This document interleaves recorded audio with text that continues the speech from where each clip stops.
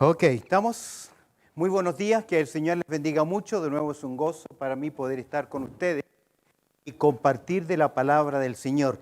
Repasando algunas cositas para hoy, quiero animarte a que mires el apunte es bastante amplio. Gran parte de lo que les he compartido está esquematizado con textos, con bosquejos, para que ustedes lo puedan seguir y analizar.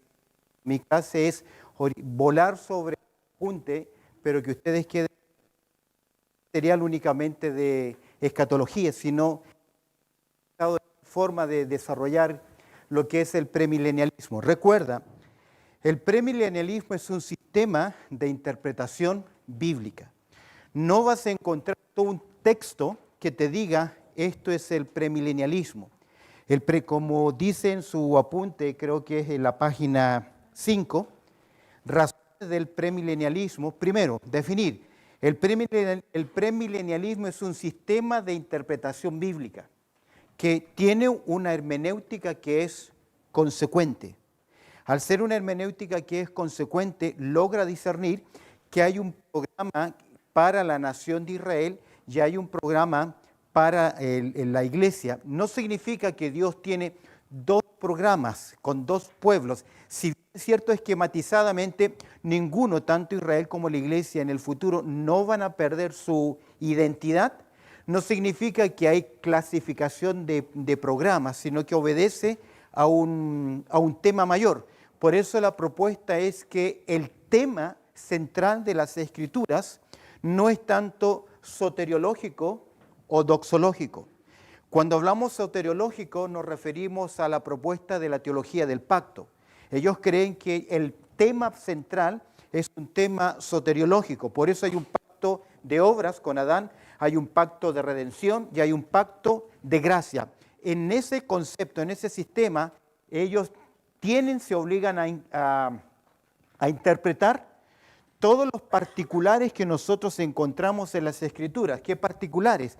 Cuando hablamos de un rapto, cuando hablamos de una tribulación, cuando hablamos de una revelación, cuando hablamos de un milenio, de un juicio y el estado eterno, la teología del pacto te obliga, no puedes ver los particulares, te obliga ¿a qué? A verlo como un todo. Entonces, para ellos, ¿cuál es la propuesta? La escatología de ellos es muy sencilla, el presente siglo, actual como lo conocemos, y el venidero. Pero ¿qué hacemos con esto? ¿Qué hacemos durante este tiempo? Sabemos que la iglesia tiene que ser examinada. No sé si durará un día o será 7 años o en dónde va a ser, pero es claro que la iglesia tiene que ser examinada. A eso se le llama el tribunal de Cristo. ¿Cuándo va a ser? Si la iglesia va y viene y reina, ¿dónde se hace? Ubicarlo acá, en un solo juicio, porque la teología del pacto dice, ese es el gran problema del dispensacionalismo, que se inventó muchos juicios. El tribunal de Cristo, el juicio de las naciones, el juicio de los gentiles y el trono blanco. Entonces se inventan muchos y un juicio final para Satanás. ¿Por qué no de una vez ya está atado? Entonces el premilenialismo, ¿qué hace? ¿A qué nos ayuda? A entender, como dice aquí, el punto número 2, el sistema encaja con toda la historia general ¿de qué? De la Biblia, lo que ella nos va presentando. Luego, este sistema explica la restauración de todas las cosas. ¿Recuerdas que te decía que prefiero decir que que el tema central no es soteriológico o doxológico, sino monarquista o monarquía, que es el reino de Dios? Ahora, cuando estudias tú las Escrituras, el Antiguo Testamento presenta dos aspectos de un reinado. Un reinado que es futuro, no es espiritual. Un reinado que tiene que ver con el cumplimiento de los pactos que Dios hizo con Abraham, con David, hacia la nación de Israel, donde ellos tienen que poseer la tierra, donde tiene que haber un rey Mesías que esté reinando. Ese rey Mesías es el heredero de David. Y luego de ese tiempo, Corintios capítulo 15, verso 23, El verso 25 dice, porque es preciso que Él reine hasta que haya puesto a todos sus enemigos debajo de sus pies. Entonces tiene que haber, 1 Corintios 15, verso 25, tiene que haber un reino terrenal, histórico, literal, donde se han puesto sus enemigos bajo sus pies para que luego el Hijo entregue el reino al Padre y se establezca el reino eterno. ¿Me explico? Entonces tiene que haber un reinado que es profetizado, que tiene que venir, pero que aún no es el reino final. ¿Me explico? ¿Le suena o no? ¿Alguien lo puede explicar por mí lo que dije? ¿Le suena? ¿Qué tiene que haber entonces? Hay un reino que es prometido. Ese reino que es prometido, que es soberano, en cierta forma tiene dos aspectos. Un aspecto que es histórico, terrenal. ¿Por qué es necesario que sea histórico y terrenal? Porque los enemigos tienen que ser puestos bajo los pies. Si nos inventamos el presente siglo y el venidero, significa que el siglo venidero ya está todo gobernado. ¿Qué hace falta? El cumplimiento de los pactos. Por eso te ayuda el dispensacionalismo. Por eso te ayuda el entender que hay ciertas dispensaciones. Y creo que para llegar a este punto y entender este esquema, es bueno tener una clase o un tópico que te enseñe dispensaciones. No en una forma dogmática, no como comentaba al principio. Entender el dispensacionalismo no significa, ok, si no tienes esta dispensación, puedes estudiar la Biblia. Pero es necesario porque te ayuda a armonizar un calendario. Y es la razón del premilenialismo. Y este sistema muestra el reinado del hombre a través de Cristo. ¿Por qué razón es importante? Porque hay un reino que fue presentado a la nación de Israel. Aquí hay un par de preguntas que dicen cuál pasaje será muy importante y fundamentales para entender la escatología. No hay un solo pasaje. Es armonizar la revelación progresiva. Por eso les decía al principio que mi clase no es tanto confesionaria, no tenemos una confesión precisa, sino que es teología bíblica, que es haciendo la exégesis, la investigación de los pasajes, te da un evento y ese evento en algún momento tiene que ser incorporado o tiene que ser explicado en algún tipo de calendario. No sé si hay preguntas hasta acá, porque hoy sí que vamos a avanzar y déjeme decir dónde vamos a avanzar.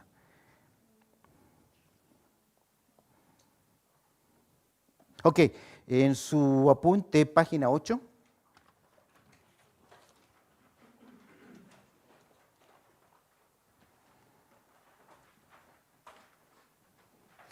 Ahí dice, el dispensacionalismo es un sistema de interpretación que resulta de, uno, interpretar normal las Escrituras, una interpretación normal de las Escrituras, como sería cualquier otra obra literaria.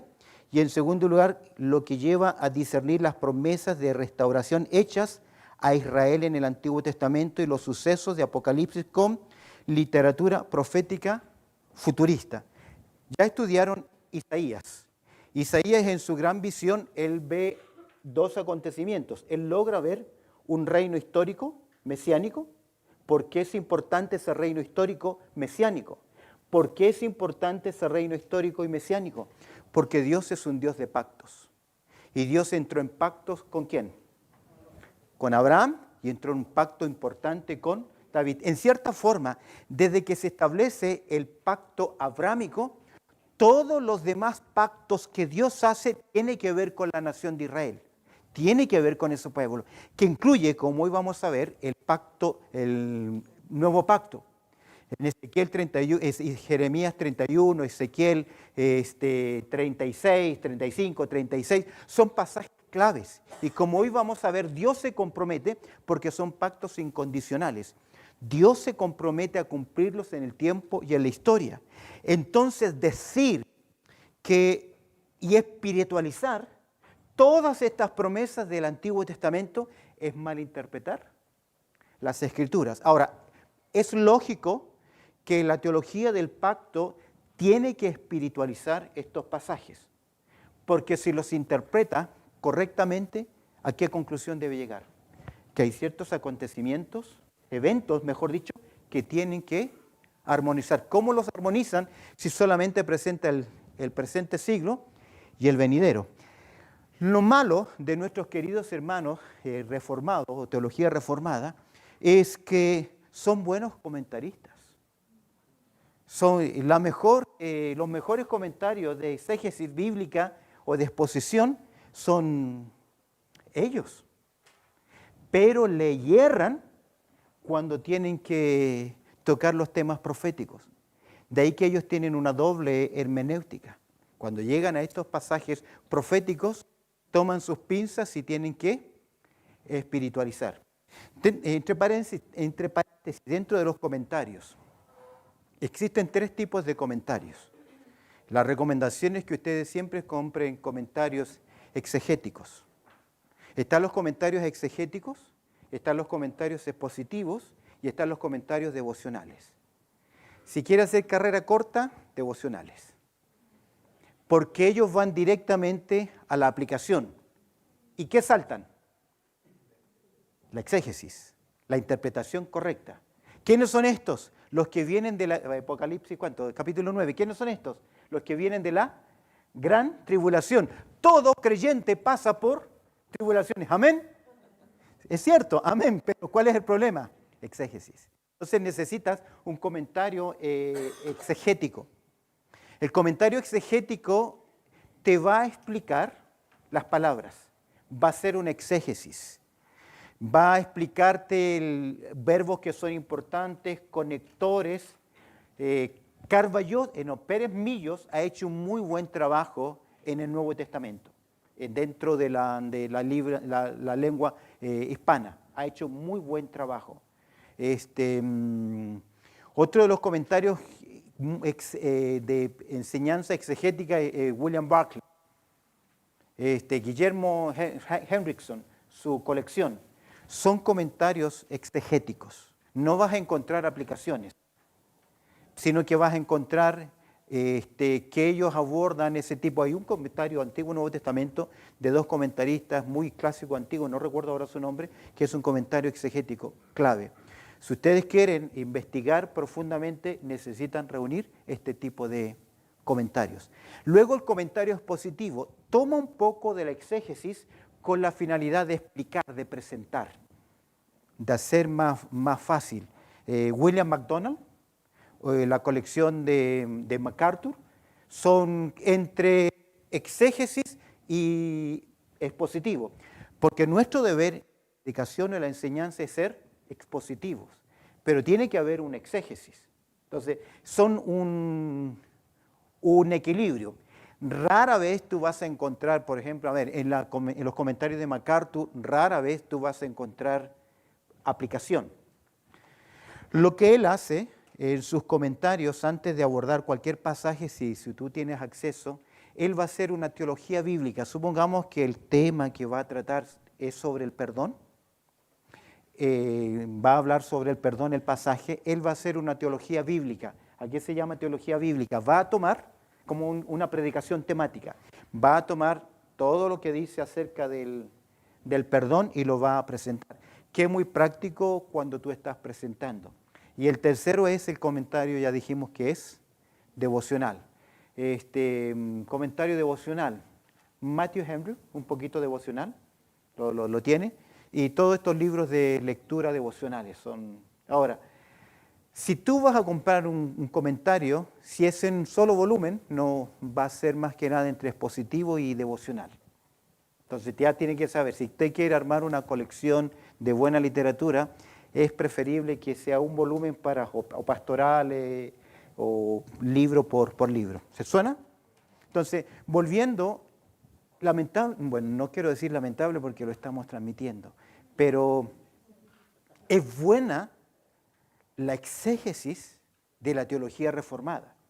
Y de hecho hablábamos con Marcos que en cierta forma casi la teología reformada nos mira a nosotros, ¿quiénes son tus campeones en la exégesis? Hay muy pocos. Conozco algunos en inglés y más algunos en español, principalmente que han estado acá, Carballosa y Pérez Millos. De ahí es difícil encontrar otros comentaristas. Entonces, una de las claves, volviendo al dispensacionalismo, es dar esa distinción entre Israel y la Iglesia, producto de un exégesis, y haciendo por lo tanto una clara distinción entre Israel y la Iglesia. ¿Quiénes ven que la Iglesia reemplaza a Israel? Se llama la teología del reemplazo, o se llama también supercesacionismo. Supercesacionismo, que es la creencia que la Iglesia reemplaza a Israel. Yo creo que hay un plan que es progresivo. Un día me preguntaba Pérez Millo, ¿tú crees que la novia de Cristo es la Iglesia? Amén, dice la Biblia. ¿Y quién es la novia o la esposa de Israel, de Jehová? Israel. Entonces, ¿Dios tiene qué? ¿Dos esposas? Pero no me dio la respuesta. Pero yo tengo una respuesta. Cada vez que Dios menciona a Israel como la esposa, siempre la describe en infidelidad. Ve a Oseas, ve a Jeremías. Cada vez que Dios vio a una mujer, la amó, la vistió, pero le fue ¿qué? Infiel. Entonces, cada vez que tú ves esa relación, siempre es para describir a la nación de Israel en ¿qué? En infidelidad. Jamás tú vas a ver, aunque Pablo dice, os celo con celo del Señor y os he desposado, siempre Pablo anima a que la iglesia se mantenga ¿qué? Pura. El énfasis es que la iglesia debe presentarse. Y finalmente, ¿quién se la presenta a sí mismo? Cristo. ¿Y cómo se la presenta? Sin mancha ni arruga, porque Él dio su vida por ella. Y la sangre de Jesucristo, su Hijo, ¿qué hace? Nos limpia de todo pecado. ¿Notas la diferencia? Y en segundo lugar, cuando hablamos de Israel, Jesús nos enseña, vosotros pues oraréis así. Padre nuestro, enseña esa relación del creyente en una forma directa con Dios como Padre. El Espíritu Santo, ¿qué hace en nosotros? Da testimonio y confirma esa verdad. Y cada vez que se habla de la nación de Israel en términos de hijo, la nación de Israel como hija de Dios, siempre es en términos igual, peyorativos, negativos. Siempre es, crié hijos y me fueron rebeldes. ¿Lo notan? Esa es la gran distinción. Volviendo entonces a la teoría del reemplazo, supercesacionismo, la iglesia reemplaza a Israel, basta solamente ojear. Solo vamos a ojear. Abre conmigo en Romanos capítulo 8. Partamos desde el capítulo 8.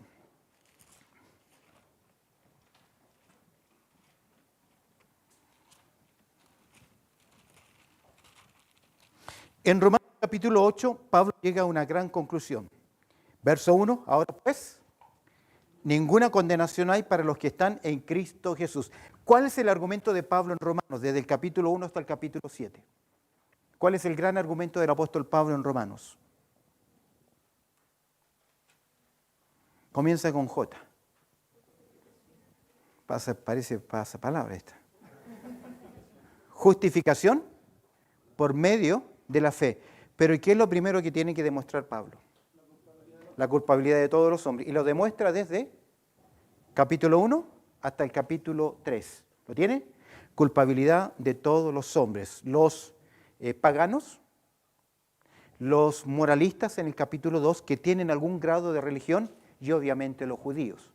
Para explicar Pablo que con ley o sin ley, todos están bajo pecado porque la paga del pecado, 6.23, pero por cuanto todos pecaron. La conclusión de 3.23 es que están cortos, no alcanzan la medida de Dios, que King James utiliza short, utiliza el hombre no logra alcanzar. Y la medida de comparación no es un hombre con otro hombre, sino que es el hombre ¿con quién? Con la gloria de Dios, que ahora el creyente también sea glorificado y participe de la gloria, es algo que es impensable por nuestra condición de pecado. Se ilustra la salvación. Capítulo 4 se pone el ejemplo de Abraham, de cómo él fue justificado por medio de la fe. Capítulo 5, tú vas a ver ahí una gran declaración de seguridad de nuestra salvación. Justificados pues por la fe. Es interesante que al final del capítulo 4 Pablo resume lo que es el Evangelio. A veces, voy a decirte algo acá. Siempre creí que hablar del Evangelio era para los inconversos. Enfatizar el Evangelio era para los inconversos. Pero si tú miras todas las cartas del Nuevo Testamento, siempre Pablo está reforzando el Evangelio, entender la gracia de Dios, entender la obra de la gracia del Señor. Capítulo 7 muestra la lucha espiritual con nuestra carne, a pesar que en el capítulo 6 el hombre, mi vieja naturaleza fue crucificada y ya no servimos a la injusticia, sino que ahora servimos a la justicia. Pero aún así, en Romanos 7, Pablo dice, miserable de mí, ¿quién me librará de este cuerpo de muerte? Se cree que muchas veces se daba muerte a un culpable amarrándole el cuerpo de aquel que había asesinado. De tal forma que finalmente la septicemia, la contaminación del cadáver pegado acá, mataba al propio condenado, al asesino. Entonces era una pena tremendamente fuerte. Y esa es la ilustración de Pablo, ¿quién me librará de este cuerpo de muerte? Romanos 8, la clave, el Espíritu Santo dentro de nosotros, lo que Jesús prometió, la gran victoria, pero comienza ¿cómo? Ninguna condenación hay para quienes, los que están en Cristo Jesús. Por lo tanto, Pablo presenta una gran seguridad de salvación. Luego, al entrar al capítulo 9, Pablo hace una especie de paréntesis y vuelve y comienza su narrativa con respecto a la elección de la nación de Israel. Ya que en el capítulo 8, Pablo argumenta que a los que antes conoció, a estos también llamó, y a los que llamó, a estos también justificó, y a los que justificó, a estos también glorificó. Pablo enseña una seguridad de salvación basada en la gracia soberana del Señor. Y lo va a presentar en el capítulo 9, que Dios soberanamente eligió a la nación de Israel. No le tenga temor a la palabra elección, porque ahí está. Usted decidirá si va a creer si es condicional o incondicional. Yo personalmente creo que la elección es incondicional, porque Dios es un Dios soberano. Pero eso no me limita en ninguna manera en la predicación del Evangelio. ¿Por qué? Porque yo tengo la orden. Douglas me compartía, yo creo la elección soberana. Dios elige, pero también no simplemente eligió a personas, sino que eligió un plan para alcanzar esas personas. ¿Y cuál es ese plan? ¿Cómo creerán sin haber quien les predique? Entonces vemos acá la elección de la nación de Israel. Mira el verso 6, 9:6. No que la palabra de Dios haya fallado, porque no todos los que descienden de Israel son israelitas. Y él comienza a argumentar la obra soberana de Dios. Luego, verso 31, más a Israel que iba tras una ley de justicia que no la alcanzó, y va a presentar el fracaso de la nación de Israel. Dentro del plan soberano, ese fracaso tiene que ser, porque por su fracaso nosotros somos ¿qué? Alcanzados. Somos alcanzados. Capítulo 10, vemos acá la gran obra de Dios, de que a pesar de que el Israel natural fue desgajado, nosotros somos insertados en el gran olivo, en el gran propósito o en la descendencia espiritual de Abraham. Por ser descendientes de Abraham en su fe, no nos convierte en israelitas, sino que nos hace parte del gran propósito soberano. Y siempre, siempre Dios va a mantener de la nación de Israel un remanente. ¿Por qué? Porque la promesa fue dada a ellos en el capítulo 11. Estoy buscando, a ver, capítulo 11. Digo pues, dice Pablo, verso 1, ¿ha desechado Dios a Israel? ¿Fue así? A la teología del pacto le conviene decir ¿qué cosa? Que sí, pero aquí se está hablando del Israel nacional, que Dios sigue teniendo promesa con él. Dice, verso 5, así también aún en este tiempo a pesar de que están en un estado de incredulidad y de rechazo, así también aún en este tiempo ha quedado, ¿qué cosa? Un remanente, y agrega, escogido por gracia. Luego el apóstol Pablo, cuando habla de la salvación de los gentiles, verso 11, él dice, y Pablo lo enfatiza, diciendo lo que ustedes deberían haber disfrutado, como nación, lo están disfrutando ahora ¿quiénes? Gentiles. Por eso él va a utilizar para provocarlos, verso 11, a celo, verso 14, celo, para provocarlo también a celo.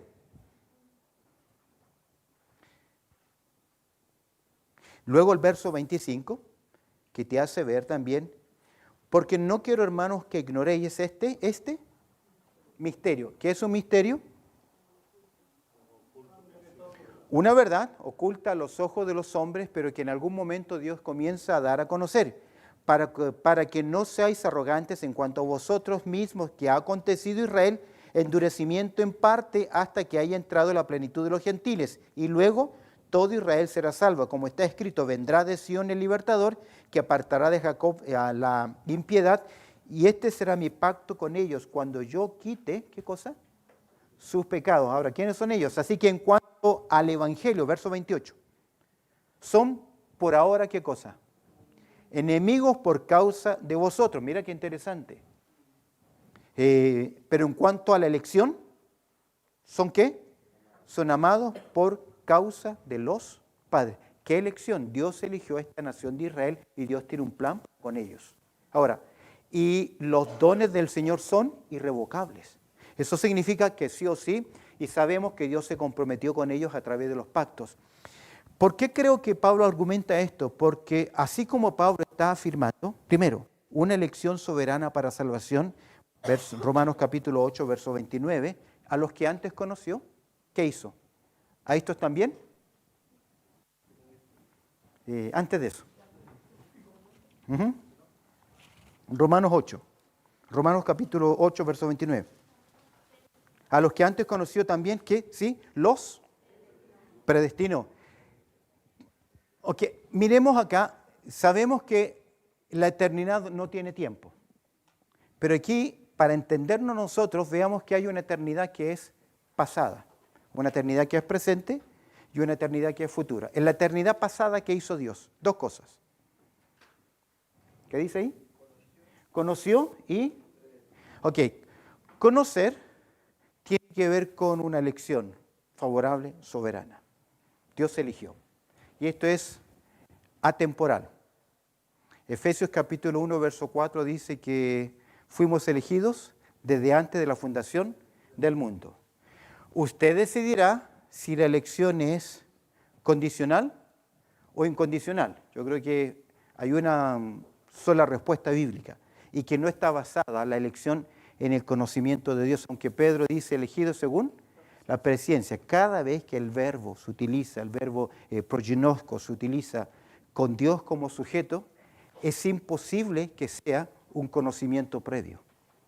Porque si Dios actuara con el hombre bajo un conocimiento previo, o Dios actuara así, no hubiese existido una caída, ni tampoco hubiese caído Adán y Eva, porque Dios ya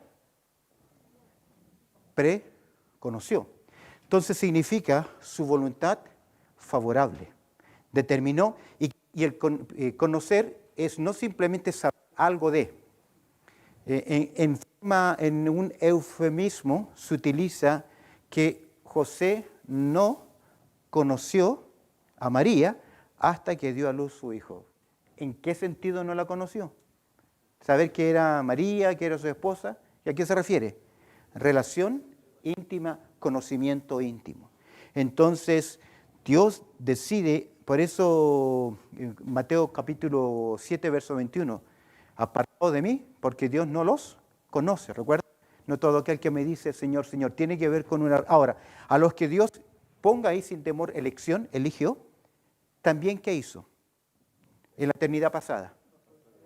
Predestinó, término proorizo, que significa señalar o demarcar el horizonte. Primero Dios elige y luego predestina. Y para mí la predestinación es ser hecho conforme a la imagen, es decir, asegurar que al final de la historia yo voy a ser glorificado. Es decir, voy a ser hecho conforme a la imagen del Hijo. En otras palabras, Progreso acá me garantiza que en el camino no me voy a perder. Porque Dios señala ¿qué cosa? Mi destino. Lo vas a ver también en Efesios capítulo 1, que primero habla de la elección y luego que fuimos elegidos, predestinados. No creo que hay doble predestinación. No hay doble predestinación. De hecho, es interesante que cuando habla de los vasos de honra y los vasos de deshonra, los vasos que Él preparó, si tú estudias bien la gramática, no quiero errarle bien, pero el verbo está en voz activa, pasiva, en voz media, que realiza la acción y él mismo recibe las consecuencias. ¿Lo tiene? Voz pasiva, voz activa, voz media. Estúdialo un poquito más y te vas a dar cuenta que se autoprepararon, por así decir, a sí mismo. Porque Dios jamás de los jamases en las Escrituras se atribuye el derecho de decir yo te elijo para que seas condenado. Que sería la doble predestinación. Estúdialo un poquito más. Entonces, la eternidad pasada, ¿qué hace Dios? ¿Qué hizo Dios? Conoció y ¿qué más? Ahora, en el presente, ¿qué hace Dios? Los llamó. Ahora, ¿cómo llama Dios? Hoy, desde que hemos recibido la Gran Comisión, nuestra responsabilidad, ¿cuál es? Varias veces el apóstol Pablo va a señalar que vosotros que fuisteis elegidos, fuisteis alcanzados, Tesalonicenses en Timoteo, mediante la predicación de mi evangelio. El medio que Dios tiene para alcanzarlos es oír. Ahora, Romanos capítulo verso 17 dice que en él, que la fe viene por él. Pero si alguien lee un folleto evangelístico, tiene que leerlo en voz alta. No, el oír no tiene que ver tanto con la capacidad acústica. El que tiene oídos para oír, oiga, no significa que está con las parabólicas oyendo, sino que la idea es que recibe la emisión del mensaje. Responde a ese mensaje. Ahora, si hay una elección soberana y se predica el Evangelio, a mí me da seguridad de que yo predico el Evangelio y ¿qué va a haber? Respuesta positiva. Algunos temen a la elección incondicional porque se va a acabar la pasión ¿de qué? Del Evangelio. Mentira, a mí me da más pasión. Porque si yo sé que soy elegido, de hecho, ¿qué le dice el Señor a Pablo cuando rehúsa estar en Corinto? ¿Qué le dice? Yo tengo ¿qué? Mucho pueblo. Ahora, ¿quiénes van a ahora, dentro del llamado, al entender los llamados, la palabra llamado en los evangelios es un llamado general. Muchos son los llamados, pocos son los escogidos. Pero para el apóstol Pablo, ¿qué es el llamado? Es especial, porque llama cuando él escribe a los llamados, a ser santos, ya él describe lo que es elegido.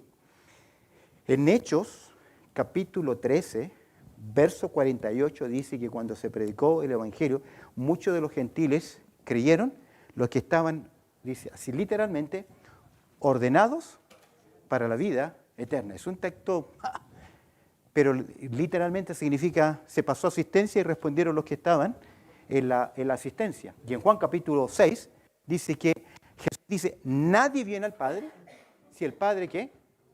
No le trajese. Si tú buscas la misma palabra en una concordancia, vas a encontrar que se habla de las redes que son arrastradas.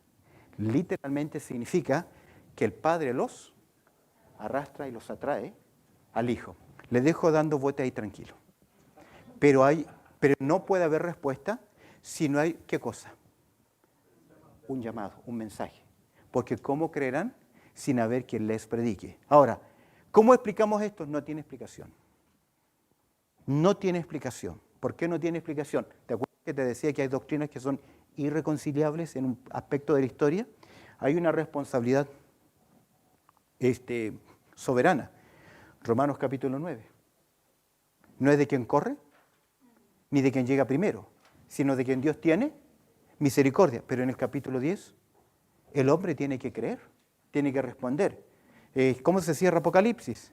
El que tenga sed, venga y beba. Entonces, soy responsable de predicar el Evangelio. Es independiente de mi postura condicional o incondicional. Yo debo predicar el Evangelio. Esa es mi responsabilidad. Usted sabe que Spurgeon, el gran predicador, era hiper calvinista. Y un día le cuestioné, ¿cómo es posible que tú seas un hipercalvinista? El hipercalvinista pregunta, ¿cuántas personas se necesitan para sacar una ampolleta? Ninguno, porque Dios lo va a hacer, Él es soberano. Pasivos. No es así. Él le dijeron, ¿cómo lo hace? ¿Por qué eres evangelista? Él dijo, no le levanto yo las polleras.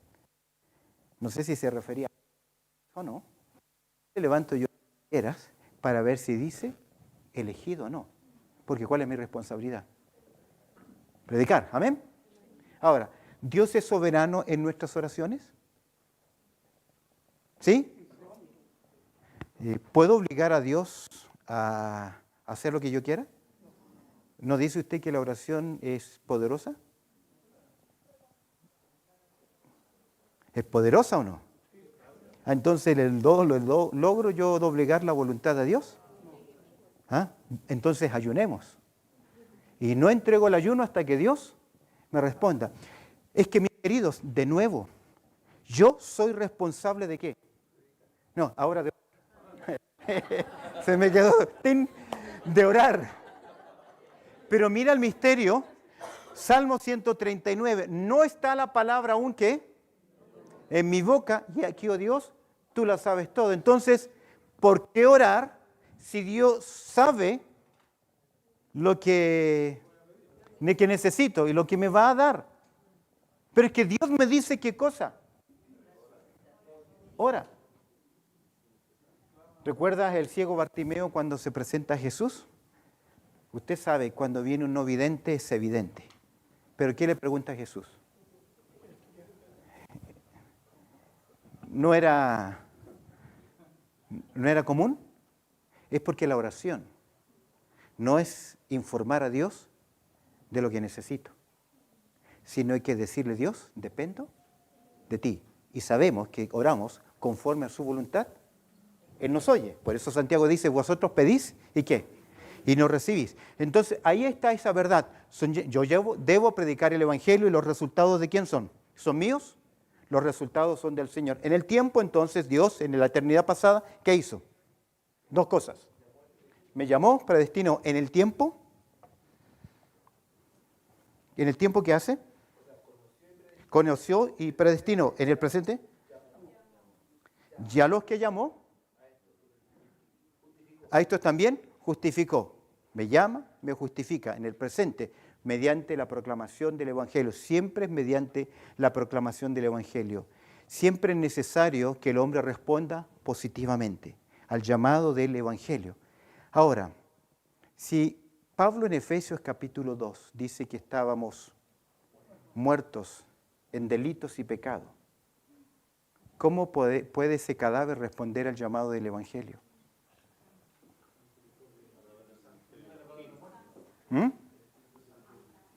Yo me acuerdo que no me quiero ir por ahí, pero ya me fui. Mi abuelo, cuando murió mi abuelo, un hermano de la iglesia me fue a buscar a mi casa y me dice, ¿sabes qué? Tu abuelo no despierta. Era la mañana. No me pudo decir nada más que tu abuelo está durmiendo y no despierta. Entro yo a la casa de mi madre, de mis abuelos, entro a la pieza, él estaba de costado. Y ya cuando lo toqué, ya estaba helado. Y yo le decía, abuelo, despierta, abuelo, despierta. Le grité, pero mi abuelo, ¿qué? ¿Por qué era ya? Un cadáver. Entonces, sin la obra soberana de la gracia de Dios en convencer al hombre de qué? De pecado, de justicia y de juicio, no puede haber, ¿qué cosa? Vida. No puede responder. Es imposible. Entonces, obra soberana, pero en el tiempo Dios llama mediante el Evangelio y justifica. ¿Qué es justificar? Sí, me imputa algo que yo no tenía, según a los Corintios 5, 21. Y finalmente la eternidad futura, ¿qué hace? Ahora, si Pablo enfatiza tanto esa seguridad de salvación, ¿qué pasa con Israel? ¿Qué pasa con Israel? Es por eso que en el capítulo 11 él vuelve al argumento de decir, ustedes no sean así, no sean arrogantes, porque no quiero, verso 21, no quiero, hermanos, que ignoréis este misterio para que no seáis, ¿qué?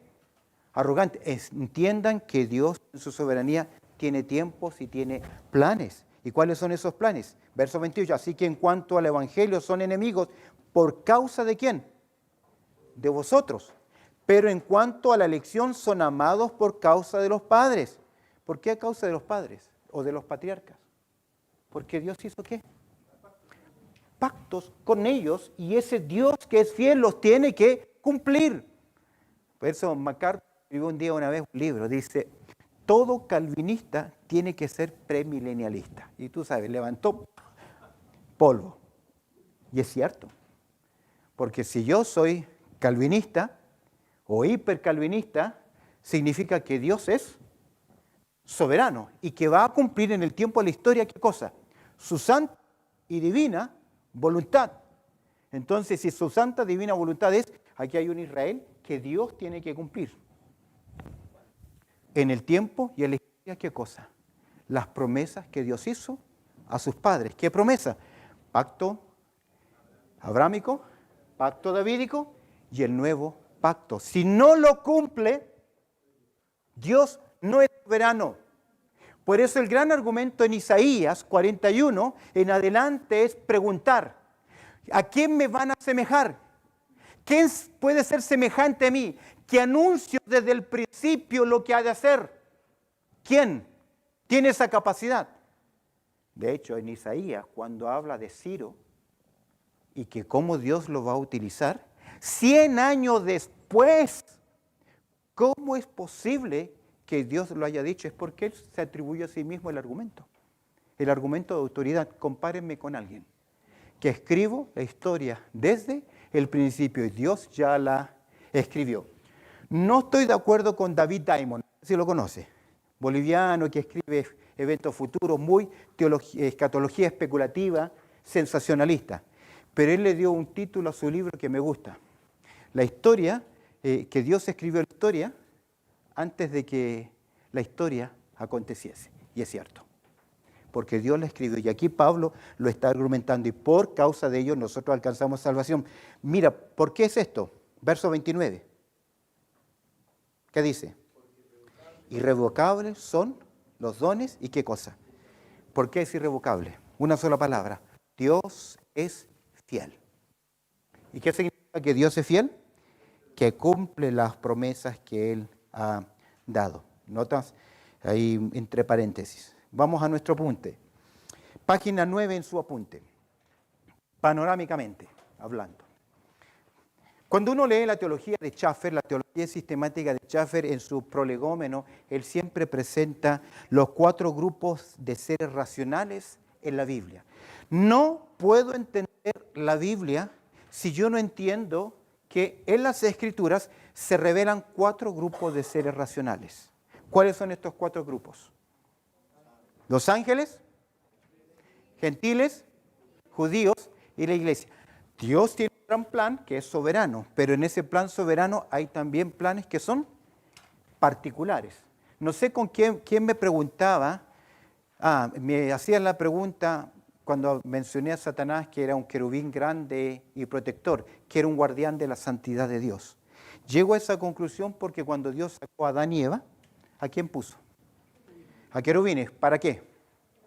Para que Adán y Eva, en su condición de pecado, no tuviesen acceso ¿a qué?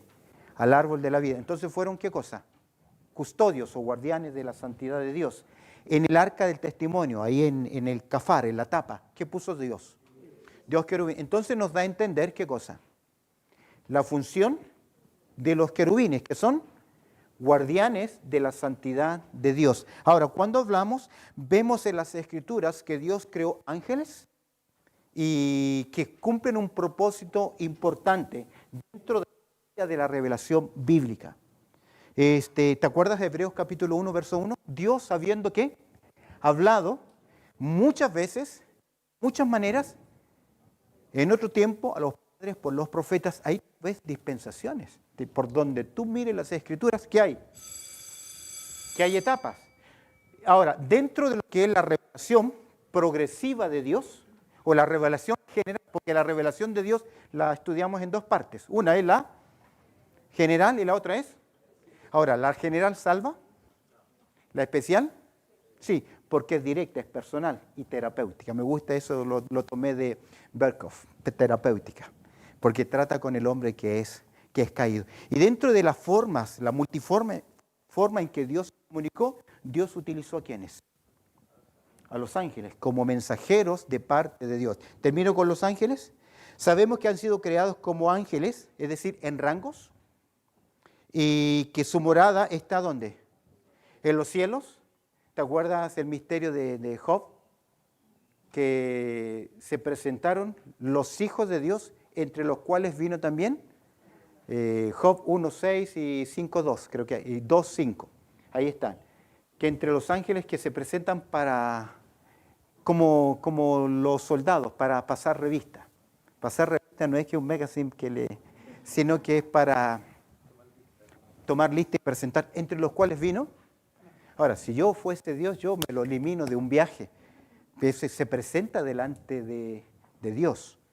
Y vemos ahí que le pregunta, ¿de dónde vienes?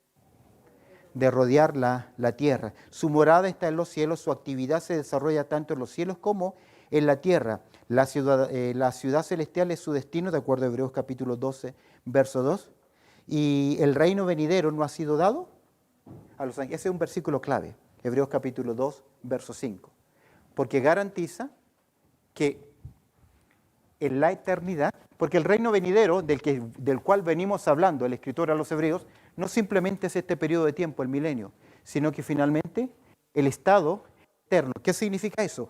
Que Dios ha determinado, decretado, irremisible e irrevocablemente, dos palabras que me inventé, pero que describen el hecho que no existe la posibilidad de que un ángel malo se pase al equipo de los buenos, porque es irremisible e irrevocable su condición, porque Dios ya decretó que el destino final de Satanás y sus ángeles, ¿cuál es?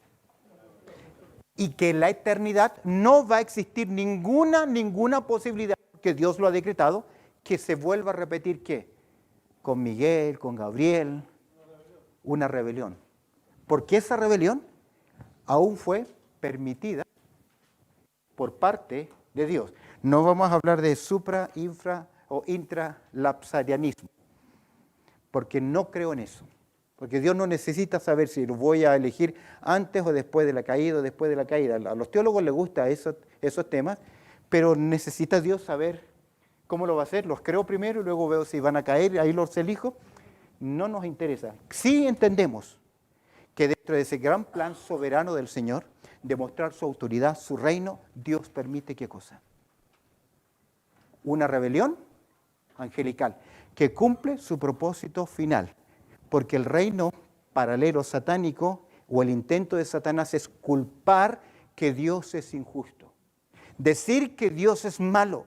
Decir que Dios es prohibitivo. ¿Con qué Dios os ha dicho que cuando coma del fruto vais a morir? ¿Qué hay ahí? ¿Qué hay ahí? Intriga, maldad, tratar de acusar que Dios es injusto. ¿Y cuál es el argumento de todas las personas inconversas? Que Dios es injusto, que Dios es prohibitivo, las corrientes de este mundo. Es por eso que es necesario que haya una última, hay una última rebelión. Última rebelión para que Dios definitivamente demuestre en la historia y en los tiempos de los hombres que Dios sigue siendo un Dios fiel, justo y lleno de gracia y misericordia. Por eso me encanta Apocalipsis 19, cuando dice, aleluya, porque el Señor nuestro Dios, Todopoderoso, Reina, apréndalo porque en la conferencia necesito que lo griten fuerte cuando llegue a la conclusión de mi sermón. ¡Ta! Que el Señor les bendiga. Vamos al recreo.